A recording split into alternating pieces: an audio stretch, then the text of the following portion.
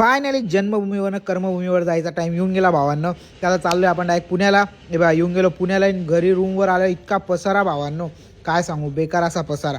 सगळ्यात पहिले स्वतःला आवरला नाही तर आवरूया म्हणतो. पूर्ण पसारा थोडाफार आवरून झाला होता, पण पूर्ण पसारा आवरायला मला कमीत कमी 2-2.5 तास लागले भावांनो. आणि फायनली हा बघा रिझल्ट, जो रूम क्लीन झाला एक नंबर.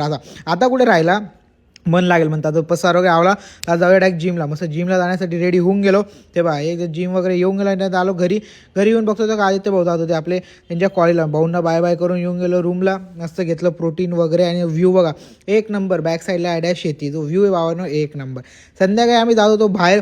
आशुवानं चला, आशुवाने नाही म्हणे तुम्ही जाऊन या, आपण जाऊया नंतर म्हणे. मग मस्त जाण्यासाठी मी आणि आयतं लिफ्ट बोलून घेतलं आणि येऊन गेलो कुठे डायरेक्ट स्पिनीला भावांनो. समथिंग कमिंग सून भावांनो होता असा विषय. तर स्पिनीला वगैरे येऊन गेलो. त्यानंतर आलो रूमला. आणि हे बघा डायरेक्ट दोघीजण रूममध्ये डायरेक्ट क्रिकेट खेळायला लागलं म्हणता. आवरा रे आवरा. त्यानंतर आपला मोबाईल पूर्ण फुल झाला होता.